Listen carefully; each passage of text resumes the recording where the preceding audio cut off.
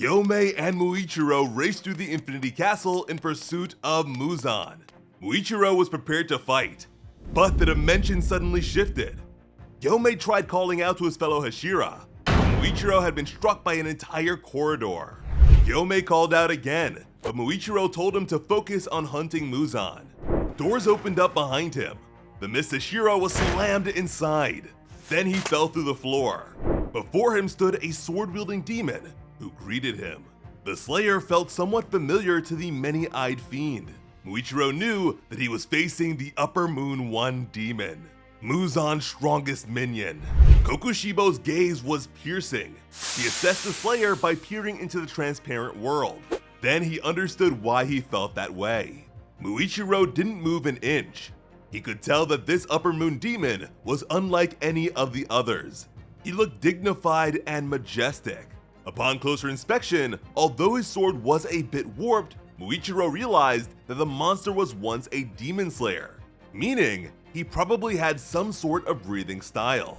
Muichiro's hand shook as he prepared to unsheath his blade. This was bad. Just being near the creature made his body refuse to fight. This sort of thing had never happened to him before. Upper Moon 1 wanted to know the demon slayer's name. Muichiro complied. Kokushibo processed this and came to the conclusion that the Tsujikuni name had died out. Muichiro wondered who the demon was talking about. Since it's been hundreds of years, Kokushibo figured this sort of thing was only natural. Back when he was a human, his name was Michikatsu Tsujikuni. He told the Mist Hashira that they hail from the same bloodline. Muichiro is a descendant of his child. The Hashira's eyes went wide.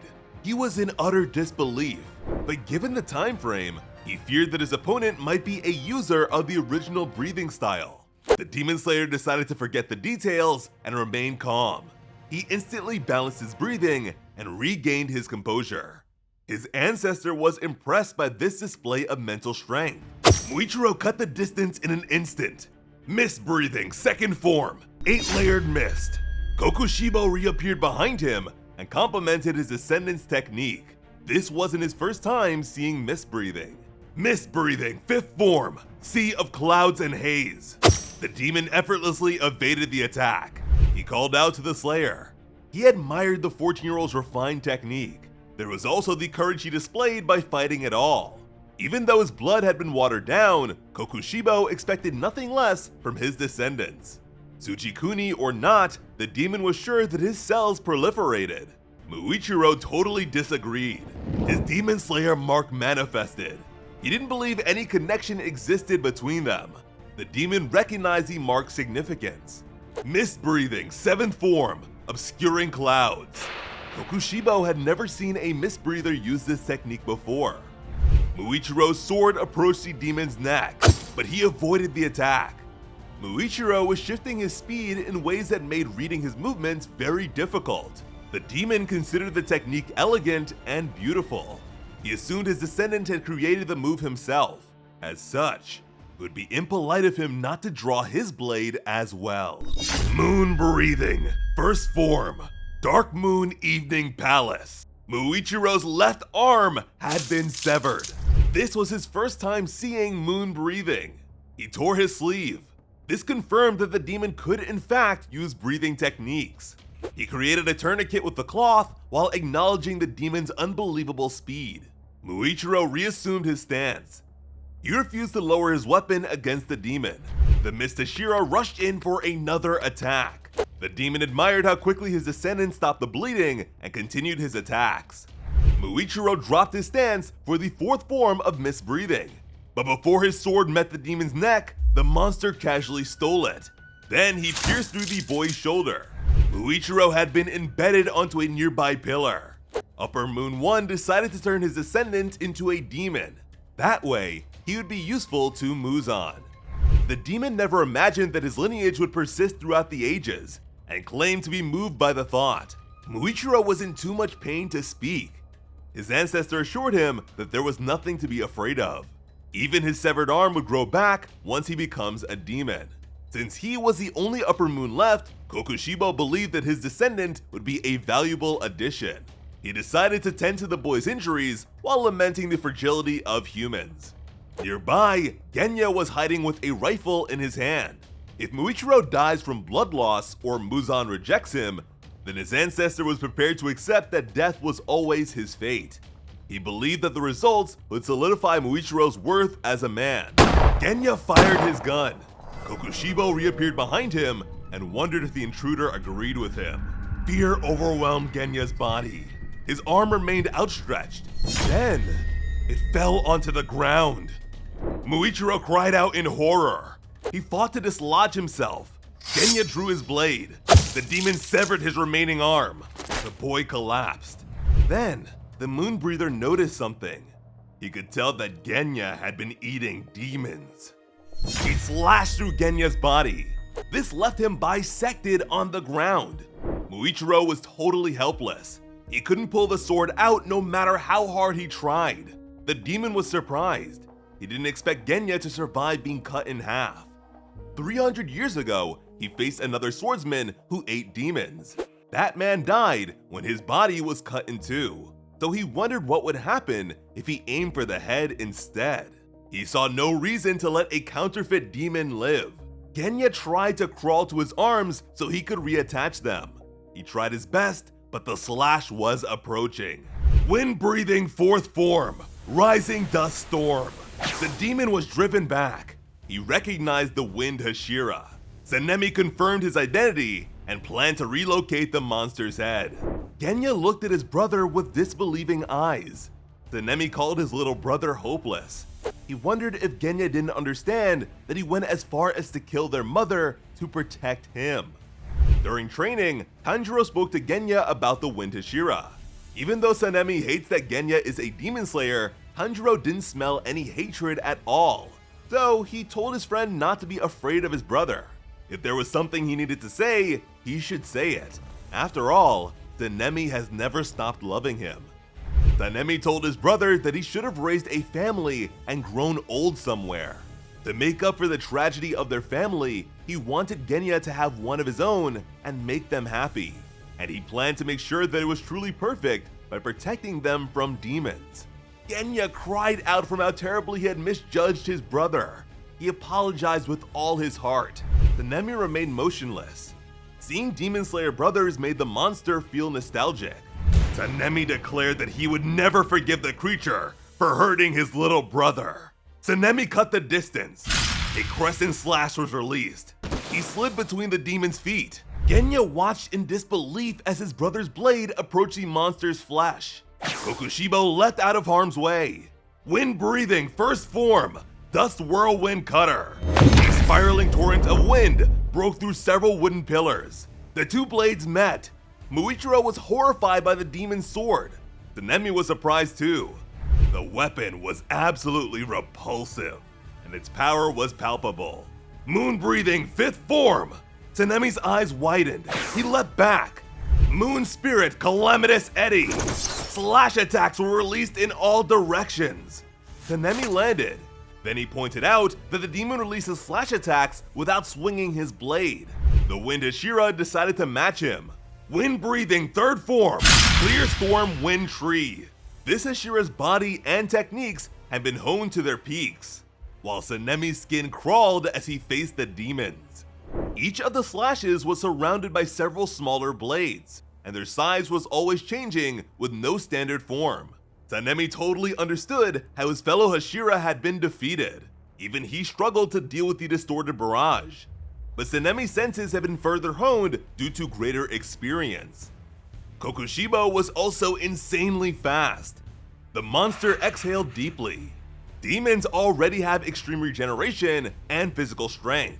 Breathing techniques just made his speed and striking power even crazier. Sanemi was excited. This was definitely a demon worth killing. Wind-breathing second form, Claws Purifying Wind. The attack started cutting through the demon's weapon. Kokushibo repelled the pressure. Now Sanemi was overhead. Their swords met yet again. The demon shifted the momentum and prepared to capitalize. Then, he noticed the approach of a blade from below. He stopped his attack to avoid the sword Sanemi wielded with his right foot. Genya was shocked to see his own sword used in such an unorthodox way. Then launched the attacks at the same time. Both were totally focused and ready to continue. Again and again, their slash attacks collided. Upper Moon 1 was impressed by Sanemi's ability to keep up with his technique. Yet again, he felt uplifted by a sense of nostalgia and desire to try harder. But Sanemi could only handle so much. He began bleeding from his nose. Muichiro and Genya could only call out to him in fear. The Hashira couldn't even afford to blink. Just messing up the angle of his sword's tip could lead to his death. Kokushibo started to remember a moment from the Sengoku era. Back then, he improved his swordsmanship against a wind Hashira. Moon-breathing sixth form, perpetual night, lonely moon, incessant. The many pillars were torn apart. Genya was panicking. He couldn't see what was going on because of the pillars and lattice walls. Blood hit the ground. Sanemi had been cut all over. Upper Moon 1 commended the Hashira's effort, but believed their duel had come to an end. Simply moving would cause the Demon Slayer's entrails to fall out. Just then, Kokushibo could feel that something was off. His own pulse had suddenly risen. Sanemi started laughing. He explained that catnip is for cats, and Marechi blood is for demons. He suddenly struck. The demon struggled to find his footing. Sanemi mocked him for shaking. His blood affects upper-ranked demons too. Even among those with Marechi blood, Sanemi's was especially potent. The smell alone could elicit drunkenness in demons. Sanemi discovered that his blood was special immediately after he started hunting demons. After his mother became a demon, she had trouble moving when his blood was spilt. Once he killed her, he no longer saw color in the world. Everything appeared to be worn and faded. This made traveling at night difficult. Sanemi didn't know anything about Nichiren blades or demon slayers.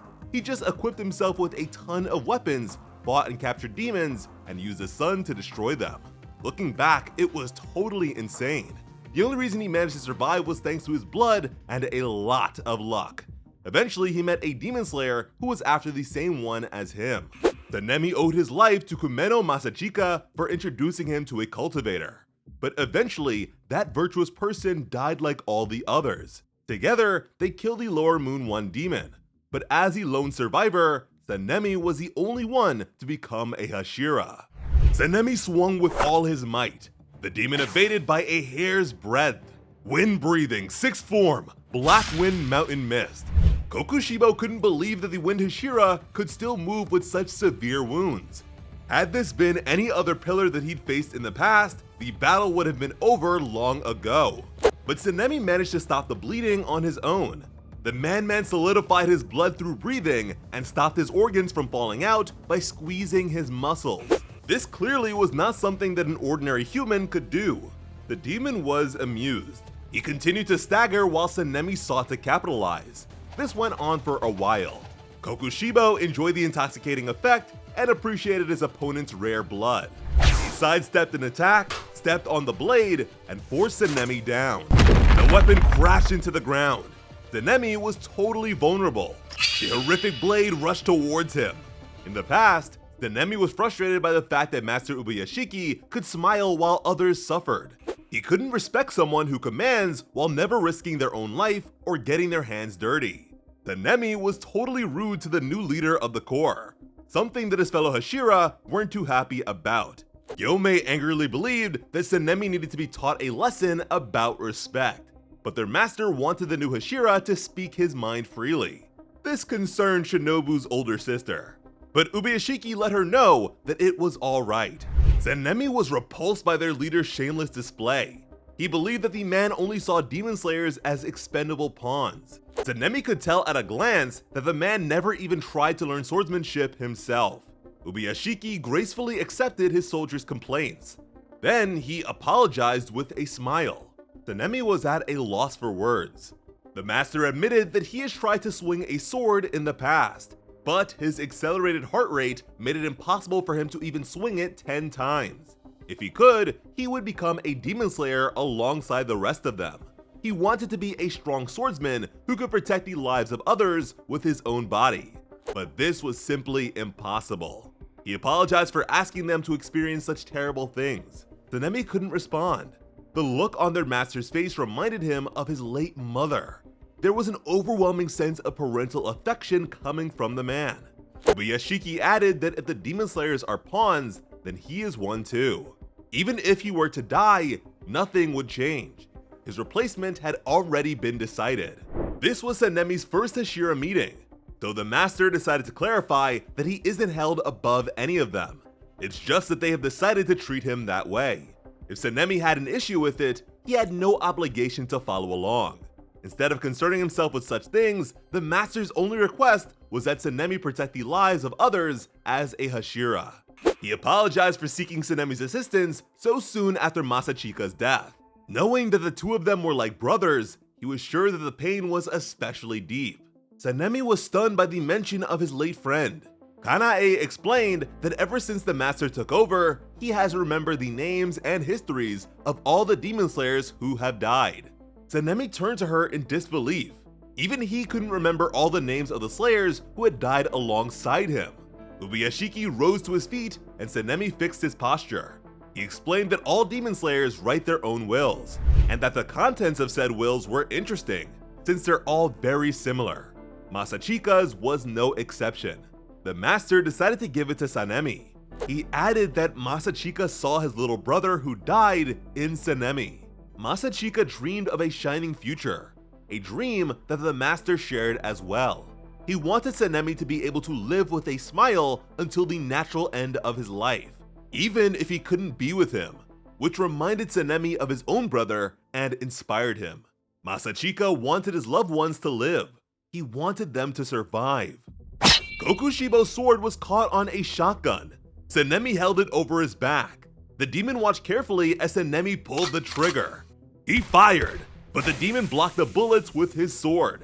Sanemi was frustrated by the lack of damage. The demon resumed his attack. Moon-breathing third form, loathsome moon, chains. But his opponent was nowhere to be seen. Then, a figure emerged from the dust. The demon had not expected so many visitors. The Stone Hashira proclaimed that the Demon Slayer core would not disappear until the very last demon had been destroyed. The strongest human has finally arrived. Gyomei told Sanemi to tend to his stomach wound while he engages the enemy. Sanemi was just as surprised to see his comrade. He agreed and swiftly apologized to his senior slayer. Gyomei spun his massive flail as he approached the demon who was watching him closely. Gyomei came closer and closer. The demon assessed him through the transparent world. The sight of the Hashira's peak physique was enough to make the demon smile. It had been 3 centuries since he had seen a warrior of such incredible strength. Gyomei picked up the pace. His oversized weapon spun countless times. The air began to billow around him. The demon could feel the air being drawn towards the warrior. The respective pinnacles of demon and slayer kind stared each other down. The Stone Hashira made the first move, breaking the ground apart. Kokushibo prepared to attack, but Gyomei was not finished. The axe end of his weapon approached the demon's neck. Kokushibo marveled at Gyomei's ability to launch both ends of the weapon at once. He ducked and started to try again, but Gyomei broke the ground as he stomped on the weapon's chain. Stone-breathing second form, upper smash. The flail appeared above the demon. He was forced to stop on a dime and shift his body. He evaded the attack, but the chain quickly began to wrap around him. Gyomei would not let up. The demon placed his sword between himself and the chains. But unbelievably, he couldn't break the chains. He resorted to ducking at the last moment. Clumps of his hair were left in its clutches. Kokushibo could tell that the weapon's purity was extremely high. Since his sword is made of his own flesh, it would have broken before he could cut Gyomei's weapon. Iron that absorbed this much sunlight wasn't available in the Sengoku period when swordsmithing was at its peak. Regardless, all he needed to do was get in close. Gyomei destroyed a pillar as Kokushibo cut the distance. His sword approached the Hashira's neck. He missed. Gyomei was now overhead. He hurled his axe at the demon. It only managed to tear his clothes. Gyomei didn't let up. Kokushibo evaded. The sight of such a heavily built man displaying such lightness and agility was unbelievable. The chain wrapped around the demon's sword as he rushed in. His focus shifted. Gyomei pursued. and slash attacks were just barely released. But Kokushibo's blade was broken. Moon breathing, second form. Stone breathing, fourth form. Pearl flower moon gazing. Volcanic rock rapid conquest. Kokushibo resumed his stance. With a fully intact weapon, he made it clear that anything that breaks will just be regenerated immediately. Meanwhile, Gyomei had a gash over his face. Gyomei clutched his weapon tightly while lamenting the fact that he wanted to save this strength for Muzan. This caught the demon's attention. Gyomei knew that failing here would be unacceptable. So he manifested his Demon Slayer mark. Muichiro was still struggling against his own sword. Eventually, he finally managed to dislodge himself from the pillar. He fell over, but his work wasn't over. He gripped the hilt. Muichiro began pulling the sword from his shoulder with his one remaining hand. This ordeal was horrendously painful, but he ultimately succeeded. His body was in terrible shape and he would not be very helpful. Muichiro knew that recovery would take him many hours since he wasn't blessed with a body like Tengen's. The Mist Hashira decided to take his ancestor down with him to make things easier for the others. If he was going to die anyways, he wanted to do it after being useful. He picked up his sword and hobbled elsewhere. Genya called out to him. He apologized for the trouble, but wanted the Hashira to move his torso closer. Muichiro couldn't believe the guy was still alive. He wondered if he was going to put his body back together. Genya knew that it would be hard, but he wanted Muichiro to help him eat Kokushibo's hair on the ground. He too decided to fight until the very end. He wanted to protect his brother and ensure his survival. Muichiro agreed. The two of them would fight until it's all over. Gyomei and Kokushibo were motionless. Kokushibo acknowledged Gyomei's mark and believed it was a shame. Gyomei wondered what he meant. At a glance, the demon assumed that the Hashira was about 27 years old. Gyomei spun his weapon and wondered what the problem was. Kokushibo expected to mourn the man's fate, because anyone with a Demon Slayer mark dies before the age of 25. Gyomei's expression was stoic. Kokushibo claimed that even if the mark increases the man's power, it's only a matter of time before he dies. He expected the stone Hashira to die before sunrise. Such an exceptionally well-trained body and technique would leave the world forever. He wondered if the Demon Slayer could see the tragedy. Gyomei was unfazed. Everyone with a mark already knows the truth. Kokushibo hadn't expected that. Gyomei added that, mark or not, as a Demon Slayer, his survival was never a guarantee. So he saw nothing worth regretting. A person can't become a Hashira with such weak convictions. In fact, he was infuriated by the demon's insults. Kokushibo clarified that he wasn't talking about something as trivial as the Slayer's life. He argued that becoming a demon would allow the man to preserve his body and techniques forever. He wondered why the fool couldn't understand. Gyomei didn't believe that there was anything to understand. Living and dying as a human was a preservation of dignity. He told the creature not to force his twisted worldview onto others. Kokushibo stared for a moment. "Oh," was his response. Gyomei let the demon know that he noticed a lie from their conversation. Kokushibo mocked the Slayer while claiming that he never lied about anything. Gyomei smiled with a raised finger. He believed there was an exception. Someone who lived past the age of 25 with a Demon Slayer mark.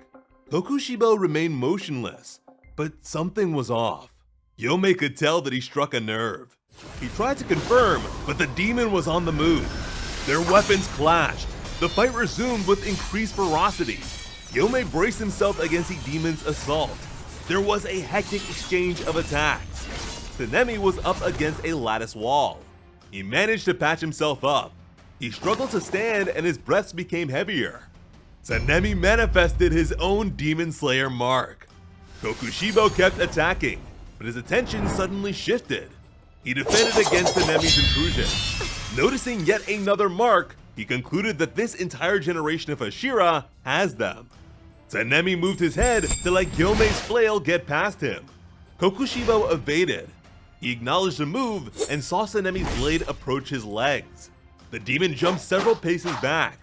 Despite the accelerated speed of their battle and their use of different breathing styles, his opponents were extremely well coordinated. This is the strongest duo the Demon Slayers have to offer. Hashira training did wonders for their teamwork. Meanwhile, Muichiro was feeding the demon's hair to Genya. He wondered if the guy was okay. Then he became frantic because Genya was unresponsive. He was sweating heavily, his vision was blurring, and he heard something chilling. There was an indiscernible voice. Genya's torso had been reconnected and he was healing very quickly. And this was just from a bit of hair. The demon's blood was just that concentrated. Genya's blood circulation sped up and he felt incredible. He even planned on eating the demon's sword fragment. Yet the strange voice wouldn't stop. He could feel it resounding in his heart. It called out to Kokushibo and wondered how many Hashira had been killed. He was instructed not to let them escape. Genya realized that this was Muzan's voice. The transformation was so rapid that he could hear the progenitor of demons. He wondered what would become of his body. Kokushibo had a revelation. He assumed that these two were exceptionally strong even among Hashira, especially the stone Hashira. Gyomei's body is so incredible that it makes his blindness irrelevant. His choice of weaponry was brilliant. Swinging the chain creates an echo. This lets him accurately perceive his surroundings. The concept itself was utter madness, but the demon couldn't deny the evidence. Sanemi swung while Kokushibo made up his mind. He would target Sanemi's sword. Hitting the side of the katana would destroy it. Sanemi was totally focused and anticipated the move. He spun his blade just before the moment of contact. Sanemi plunged the demon's sword into the ground. Kokushibo could tell that Sanemi's reflexes were speeding up. The demon dodged their simultaneous attacks, but plenty of his hair had been cut. Although the Wind Hashira has a Demon Slayer mark now, Kokushibo knew that the Slayer's wounds would usually be impossible for someone to fight through. So it was practically unthinkable that his movements would improve so dramatically. But he is not the only one with a mark here. Gyomei showed up right in front of Kokushibo. He quickly moved his axe and managed to draw blood. The monster lost an ear. Wind breathing first form, Dust Whirlwind Cutter. The fighters were separated. Wind breathing seventh form, Stone breathing first form, Gale Sudden Gust, Serpent and Night Bipolar. Kokushibo's Haori was torn apart, but the Slayers just kept going. They were far from finished and pressed the advantage. This would not be over until they claimed the demon's head. Kokushibo agreed that this fight was hardly done with. The two Hashira were wounded all over. Gyomei had no idea how the monster managed to hit them from such a distance. Kokushibo emerged from the dust. He was wielding an even more grotesque version of his weapon. All they really managed to do was take off his coat and help him get comfortable. Kokushibo believed that by getting rid of these two, the remaining Demon Slayers would truly be of no concern. Genya was in bad shape and tightly bound Muichiro's sword to his hand. Sanemi's wounds were revealed. He gritted his teeth against the pain. Two of his digits had been severed. Gyomei was concerned. Sanemi had a hard time reacting to Kokushibo's attack. If Gyomei hadn't changed the trajectory with his chain, Sanemi would have lost both of his arms instead. The more damage he is dealt, the harder it becomes for him to keep up. At this rate, he would end up being a burden. And his Marechi blood has all but lost its effect. Kokushibo was also swinging an oversized sword at ridiculous speeds. Sanemi wondered if he would be able to keep dodging or deal any damage of his own. Their situation was being monitored by a Kasugai crow. Thanks to Yushiro's talisman, the relay is immediate. Kuina nervously spoke to her brother and master, Kiria. She wondered if they should send more Hashira to join the fight against Upper Moon 1. Now that Akaza had been defeated, Yu and Tanjiro could be instructed to go.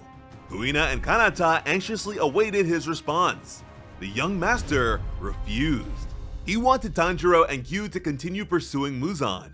When it comes to Upper Moon 1, he was certain that Gyomei, Sanemi, Muichiro, and Genya would definitely win.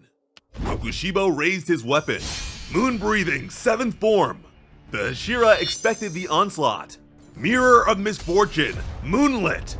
Gyomei was disturbed by the demon speeding up and doubling his usual range. Moon Breathing 8th form. Moon Dragon Ringtail. This was too much. Sanemi's leg was damaged. Gyomei tried to retaliate.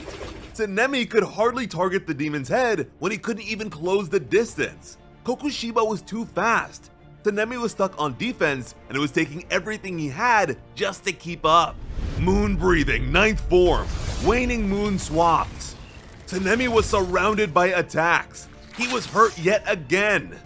Gyomei called out to his comrade, but Sanemi told his senior to forget about him and focus on the fight.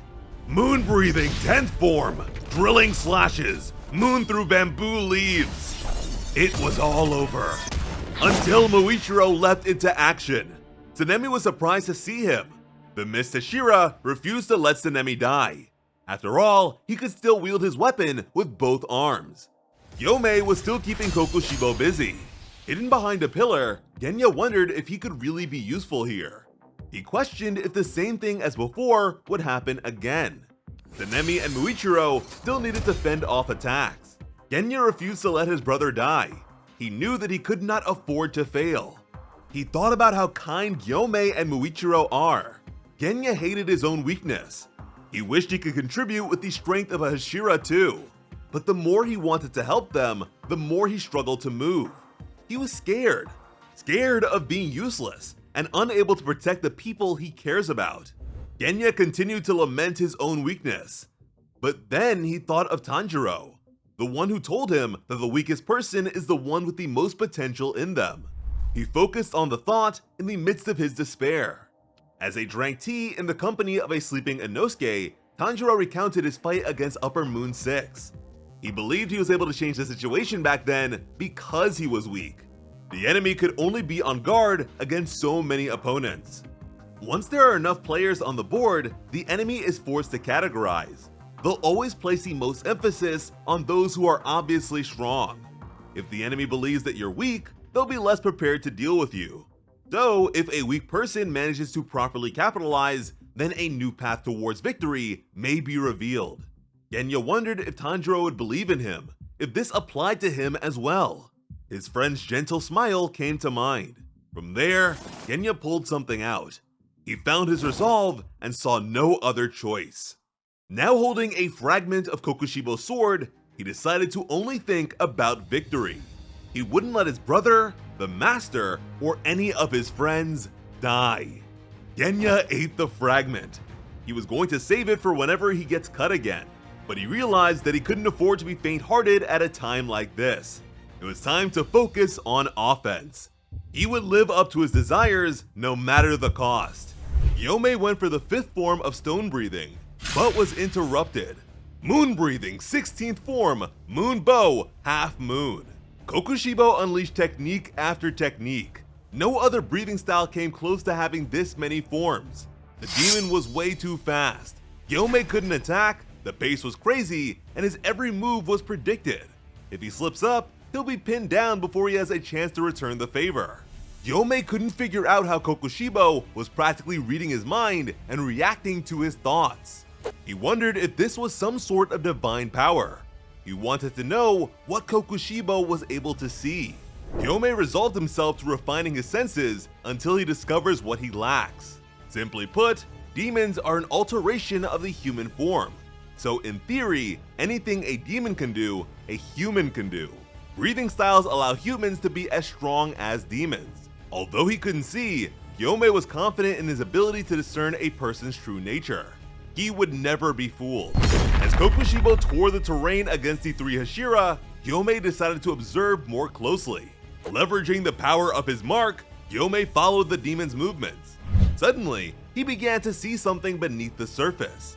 Gyomei had no idea what he was perceiving, but it allowed him to follow the demon's pulse. Things suddenly became far clearer. Muichiro was focused on getting within close range. He believed that being able to stop Kokushibo's movements for even a moment would make a big difference. That from there, either Sanemi or Gyomei would be able to claim the monster's head. The missed Hashira already lost an arm, and the bleeding was only getting worse. He needed to be useful while he could still move. Gyomei noticed his efforts and called out to Sanemi. The Slayers launched themselves at the enemy. Muichiro realized that they were adjusting to his plan. Kokushibo didn't mind them all attacking at once since he'd be able to get rid of them all at the same time. Moon Breathing 14th Form. Catastrophe 10-Man Crescent Moon. Muichiro was desperate to get in close. He needed this to work. Sanemi prioritized evasion and sought to slip through these spaces where the attacks overlap. Gyomei hurled something in tandem with his flail. Kokushibo was surprised for a moment. Something crashed into his sword-wielding hand. This was one of Gyomei's beads. Kokushibo assumed that the Slayer threw it the moment he swung his chain, but he wasn't sure how this attempt managed to bypass his sight. Sanemi forced the demon to move with the first form of wind breathing. Gyomei's weapon finally tore through the ancient demon. He didn't see this move coming either, but now he understood. Then his stomach was pierced by Muichiro's blade. His descendant lost a leg in the process, but was relentless. Muichiro's eyes were fixated on Kokushibo despite the blood coming from his own neck. Upper Moon 1 actually meant to cut through the entire thing. A wounded child just barely managed to dodge his attacks. Despite being slowed down by the bead, this shouldn't have been possible. But he was stunned when he looked into his descendants' eyes. He wondered if they truly see the world in the same way that he does. Kokushibo figured that the same must be true for Gyomei. He only managed to do so in the midst of their fight, but is already leveraging it very well. But it was more than that. Gyomei took Kokushibo's eyes into account by manipulating his own blood flow and disrupting his enemy's attacks. This was becoming a long thread of unpredicted events, but none of their attacks made it to his neck. Kokushibo was confident that their plans would fall apart once he understands them. Gyomei and Sanemi closed in. Moon Breathing 16th Form. Muichiro knew that he could not afford to let go, even if it meant being torn to pieces. It was time for Genya to do his part and shoot. Muichiro did not want his friend to worry about his life. Genya was struggling. He remembered Muichiro telling him to shoot them both down if it means taking down Upper Moon 1. He didn't want Genya to hesitate. At this point, his weapon looked as repulsive as Kokushibo's. Genya knew what he needed to do. He fired. Kokushibo's eyes went wide. He swung, but the bullet still hit their target. There were now many holes in the demon's body. Although he tried to deflect them with his sword like before, they shifted towards his body like living creatures. Kokushibo took notice of Genya's new look, along with the new design of his Western weapon. But something else was happening. A tree rapidly grew from his body. Kokushibo was rooted into the ground and could not move. This was a blood demon art. Now he understood that his hair and sword had been absorbed, but the issues continued to mount. Gyomei and Sanemi would be upon him in a matter of moments. Irritation suffused the demon's entire being. His life was in danger and he couldn't move. The sensation of his own peace being stolen was one that the demon truly hated. It gave him a sense of nostalgia. Nostalgia from 400 years ago. Back then, Kokushibo stood alone in the field surrounding a pagoda. On that day, there was a blood moon. Standing before the demon was an impossible sight. It was an elderly man with a demon slayer mark and a sword on his hip. Kokushibo was frozen by the unbelievable reality. His little brother was now a decrepit old man. This was Yoriichi Tsujikuni, his younger twin. The last time they'd seen each other was about 60 years ago. So as a human, Yoriichi should have been more than 80 years old. Kokushibo demanded to know how his brother was still alive. Everyone with a mark died before the age of 25. So he wanted to know how Yoriichi managed to persist. The legendary slayer opened his eyes and wept. He told his brother how heartbroken he was. Kokushibo was disturbed. The aged creature that he once considered his brother was pitying him. However, he wasn't angry. 60 years ago, he hated the mere sight of his brother. Now, Yoriichi's voice was terribly hoarse. When they were younger, Yoriichi hardly showed any emotion at all. Yet here he was, crying. And for the very first time since his birth, Kokushibo felt something strange well up inside himself. He was confused by his own unexpected restlessness. Kokushibo believed that he needed to kill this ghost of his human past. After all, he was just a frail old man who was well past his prime. He is a demon, and his brother is a demon slayer. It was his responsibility to cut down anyone who would dare turn a sword against him. But all signs of sentimentality left Yoriichi in the following moment. He reached for his sword. The old legend assumed his stance. This was a truly intimidating sight. The pressure bore down on Kokushibo and made it feel as if boulders were on his shoulders. There were absolutely no openings in Yoriichi's stance, and Yoriichi warned his brother of his approach in advance. Kokushibo reached for his blade, but Yoriichi was too quick. The demon's neck had been cut before he knew it. Yoriichi leapt past him with his red blade. Kokushibo turned while doing his best to keep his head attached. He cursed his brother for always having to be the special one. The feat of surviving well into his 80s with a mark was truly absurd. And even at such an age, Yoriichi was just as powerful as he was in his prime. The memories and resentment Kokushibo felt in the past came rushing back to him. He was envious down to his very bones. He saw Yoriichi as the lone exception of the world's laws. He believed his brother lived his life with the perpetual favor of the gods. He hated his brother and craved his demise.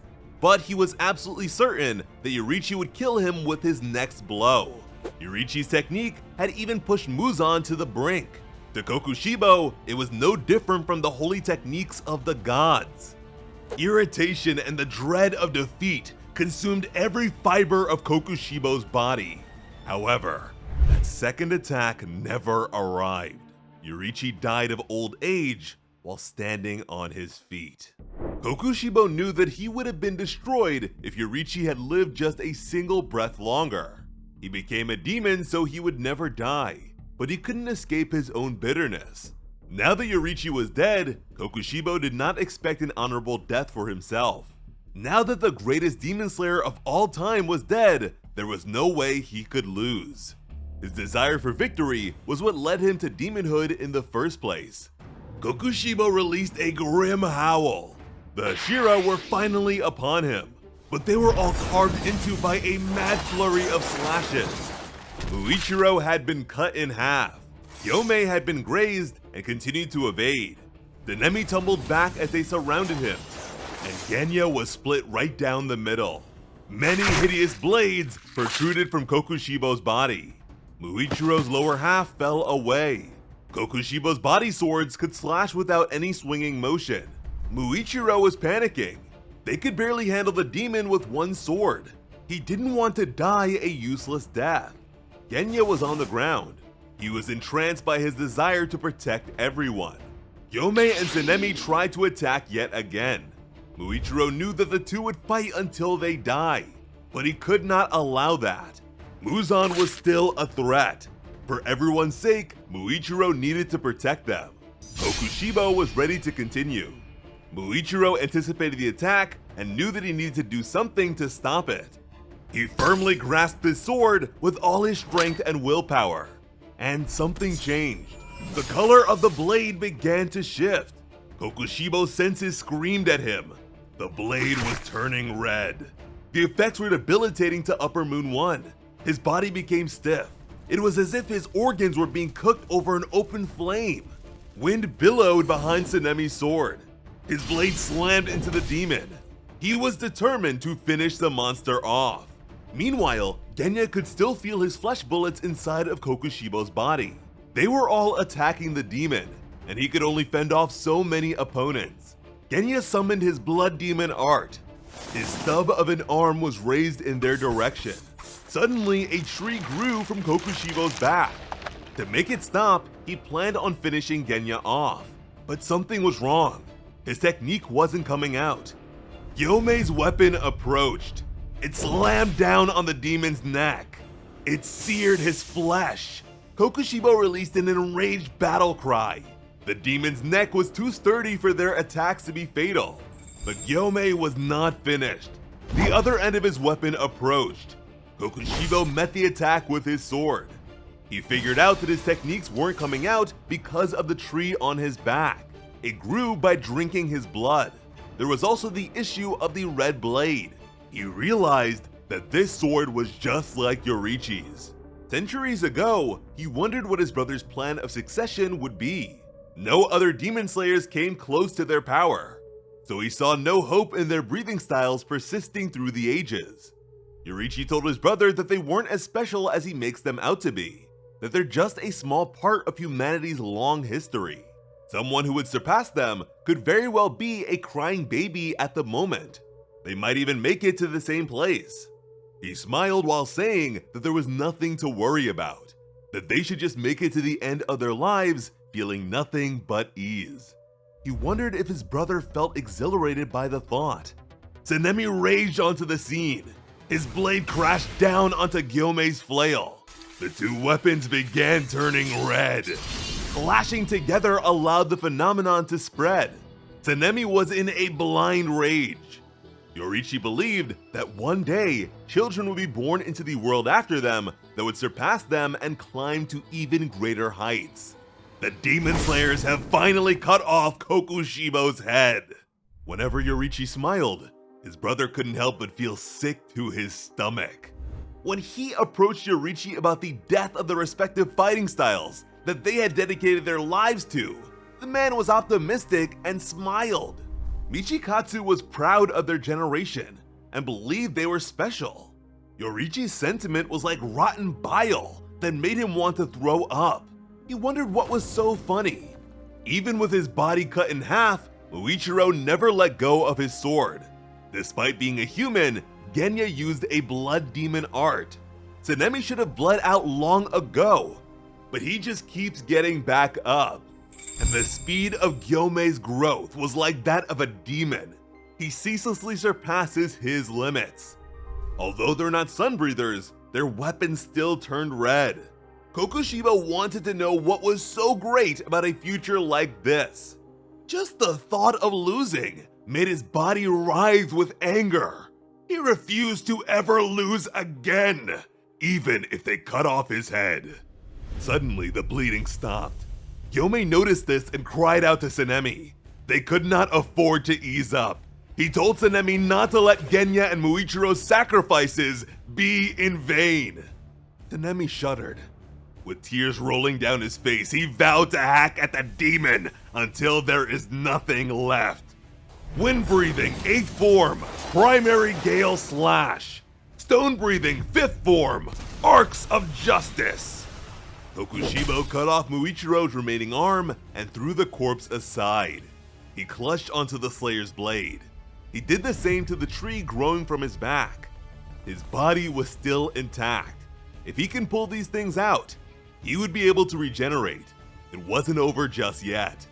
Now that Muichiro and Genya were dead, their contributions would soon disappear. Then he would conquer death by decapitation.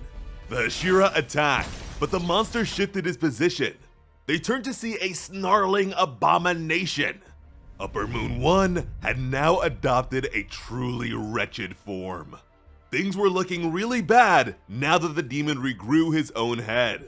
Gyomei told Sanemi to keep attacking since the demon's body must be in a vulnerable state. His regeneration wasn't as fast as Muzan's. They would aim for his head as many times as it takes. They continued their assault. Kokushibo was elated by his own triumph. Now, the only thing he needed to worry about was the sun. Now, he wouldn't lose to anyone. But as Sanemi drew near, he saw something. It was his own reflection. Kokushibo wondered what this hideous creature was. Behind him, a young Yoriichi reminded his brother of his dream of becoming the strongest samurai in the country. Yoriichi told his big brother that he wanted to be just like him, that he wanted to become the second strongest samurai. Kokushibo froze. He wondered if this was truly the form of a samurai, if this was what he truly wanted. Something was happening internally. A chunk of his abdomen suddenly faded away. This was where Muichiro stabbed him. Gyomei crushed the demon's head yet again. Sanemi tore the rest of the body to shreds. Kokushibo tried to use his blood demon art, but couldn't. He was sure that he could still regenerate, and told himself that he hadn't lost just yet. But then he remembered his brother's pity. The demon fell to his knees.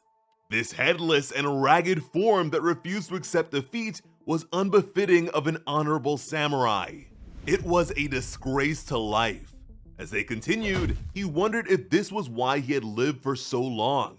Had he truly been so fearful of death that he would become such an ugly monster? Was his desire for power truly so great that he ate all of those people? Had he become such a loathsome creature because he didn't want to die? No. It was all because he wanted to be like Yoriichi. To him, people who live without being envious of others are lucky, and it's only because they've never actually faced a person truly favored by the gods. He considered his brother Yoriichi to be a strong and vivid person who scorches everything, as if he were the sun. They were the twin sons of a noble house, which complicated the selection of a successor. But Yoriichi was born with a huge birthmark, so his father ordered him to be killed. This infuriated their mother and sent her into a rage. So Yoriichi was spared, but would leave to become a temple priest at the age of 10.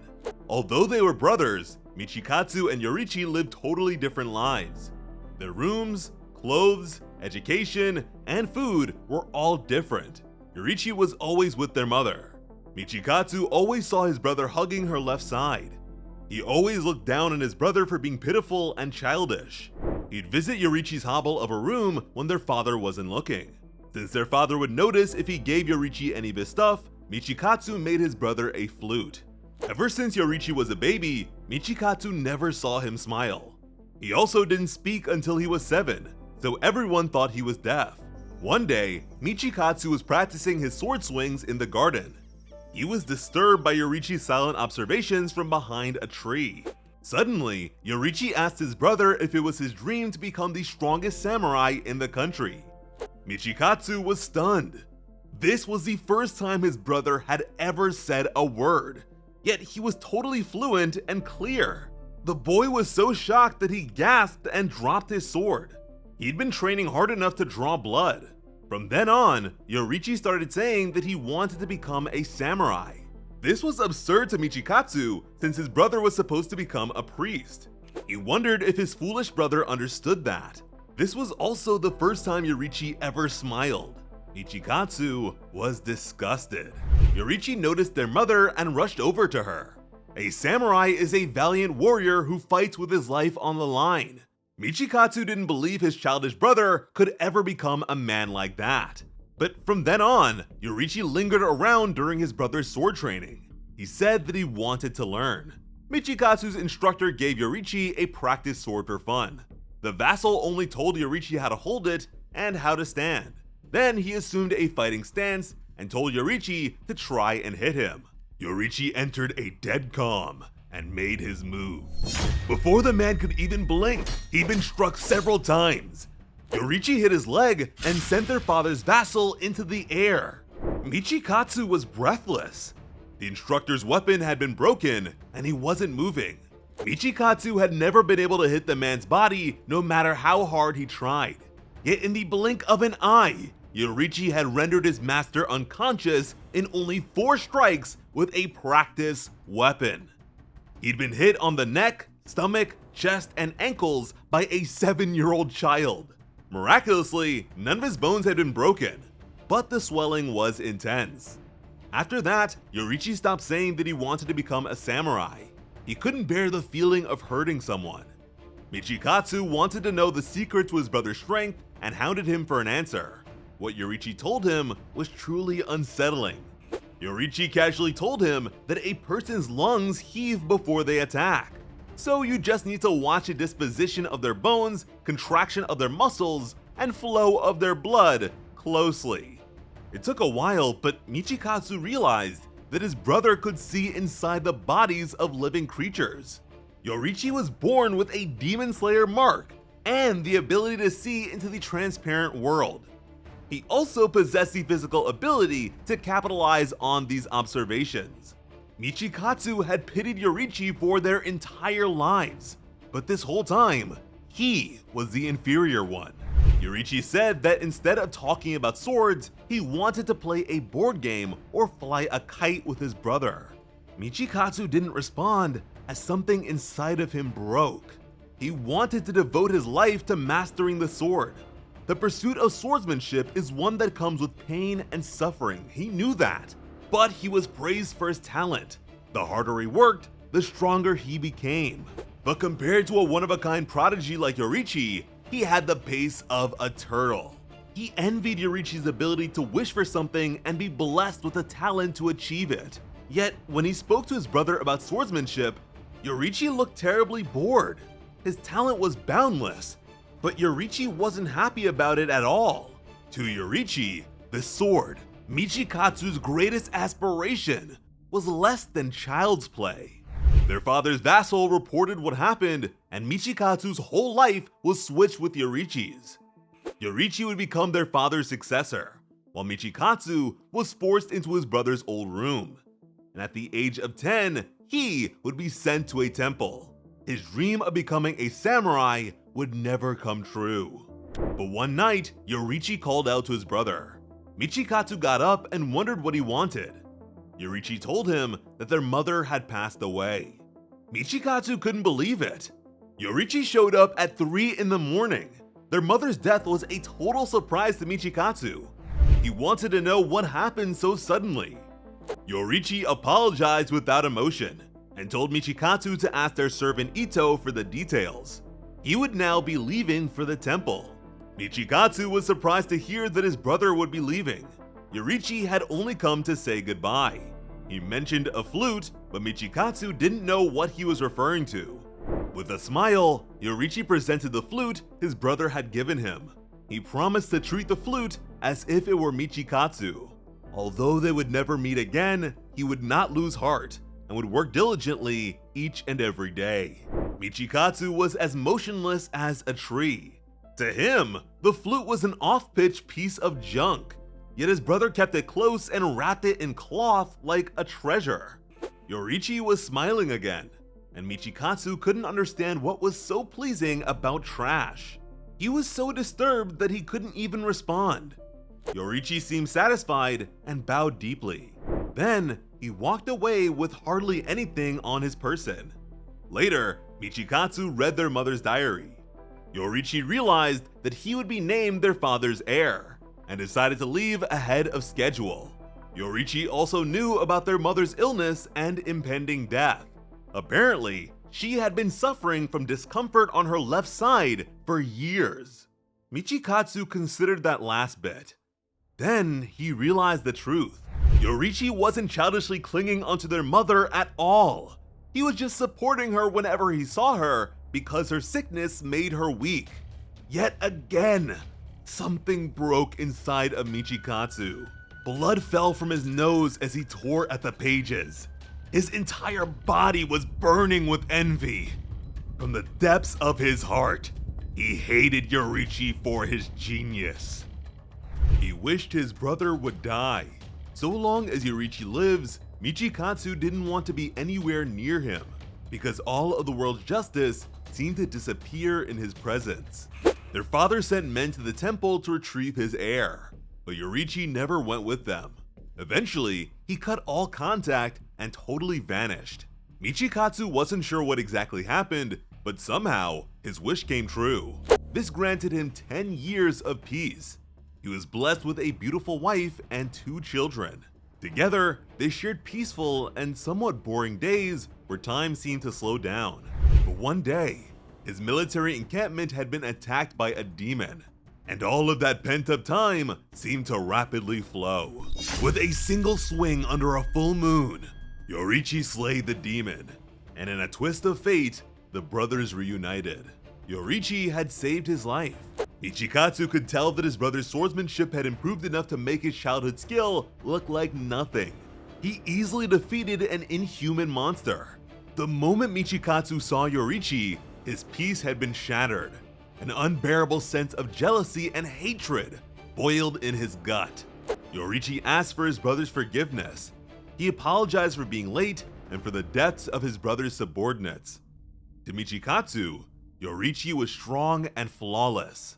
He wanted all of Yoriichi's strength and skills for himself.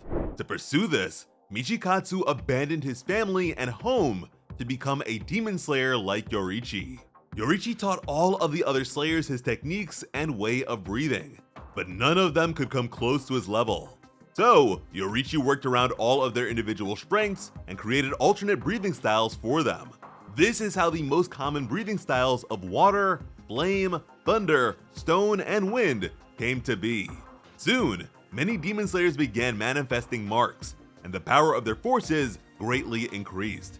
In time, Michikatsu manifested a mark of his own that was very similar to his brother's. However, he was never able to use sun breathing. He had to settle for creating an inferior copy that he named moon breathing.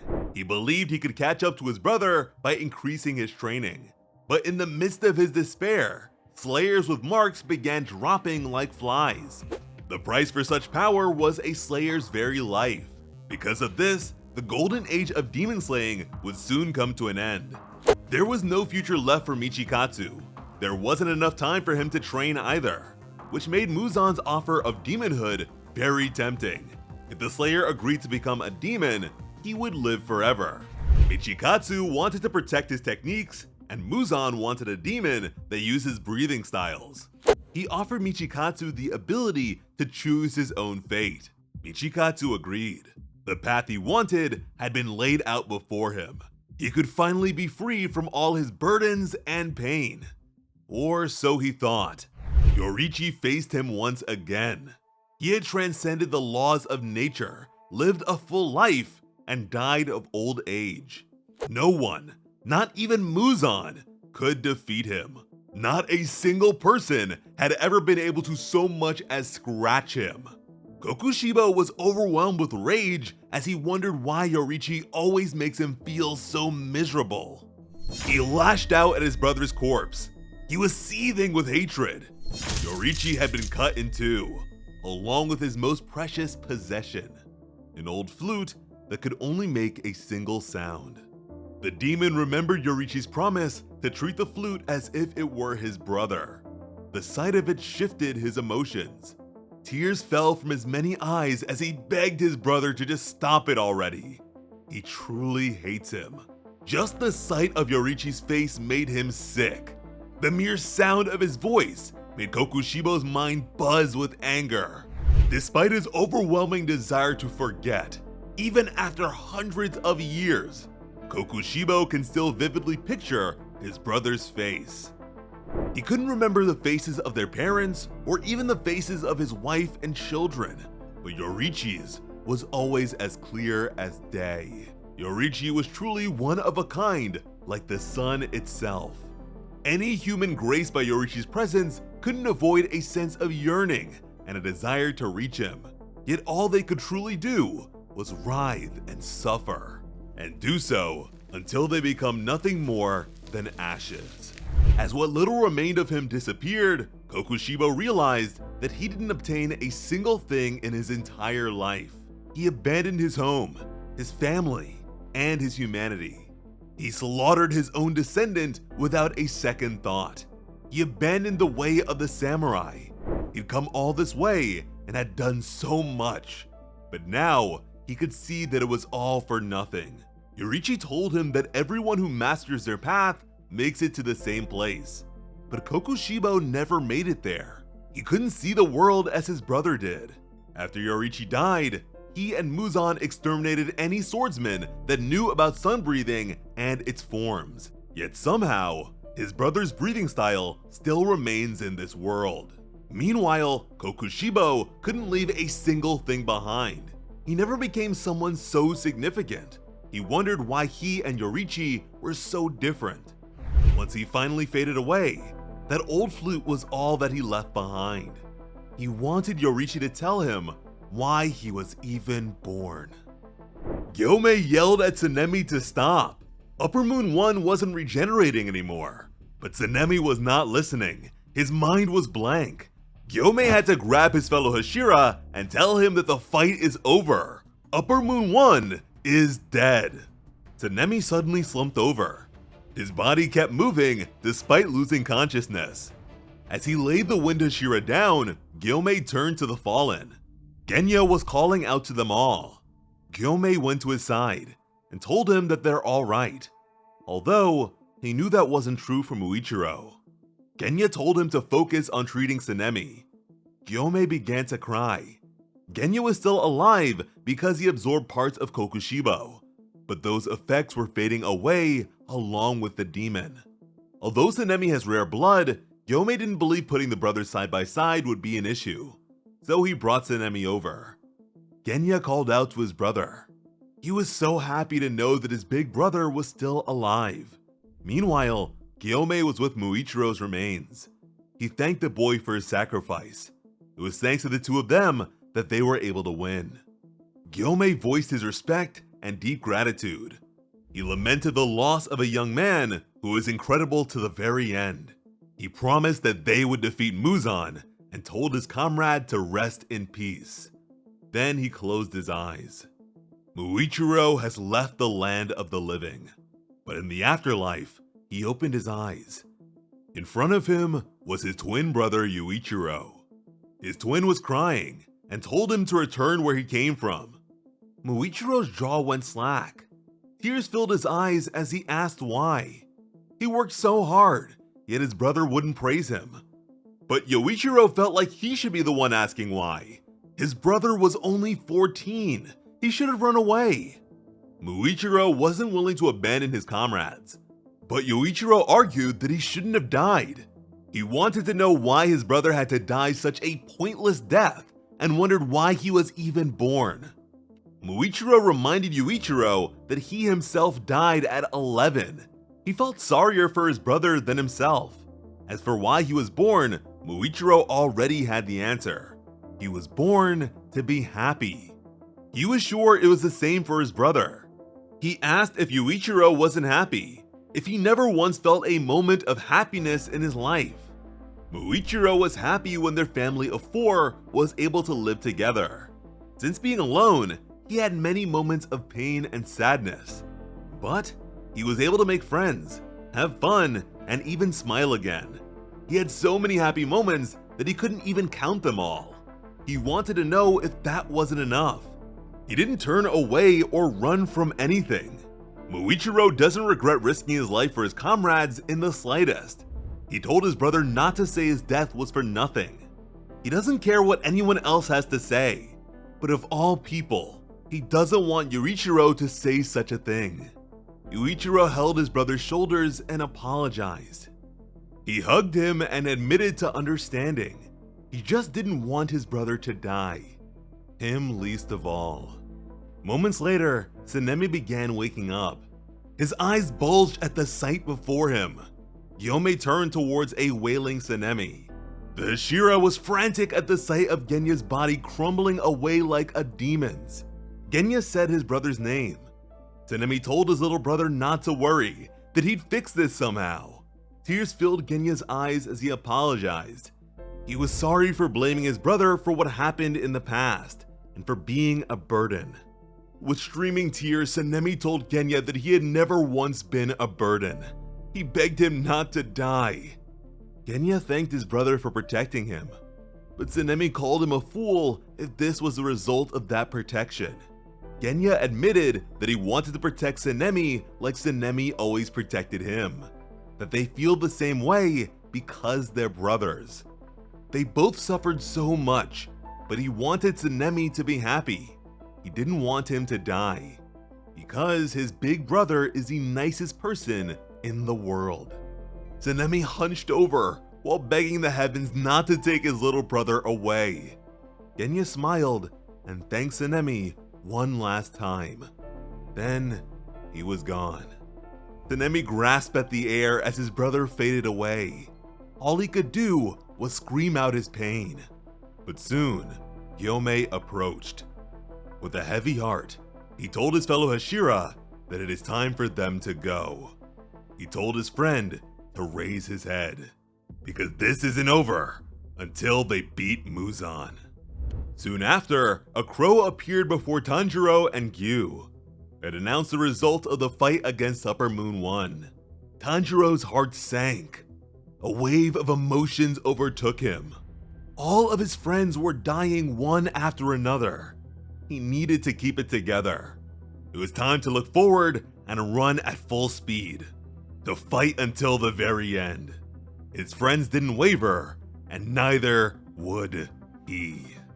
As always, I'm Slice of Otaku. Thank you all so much for watching and have an awesome day. I love you.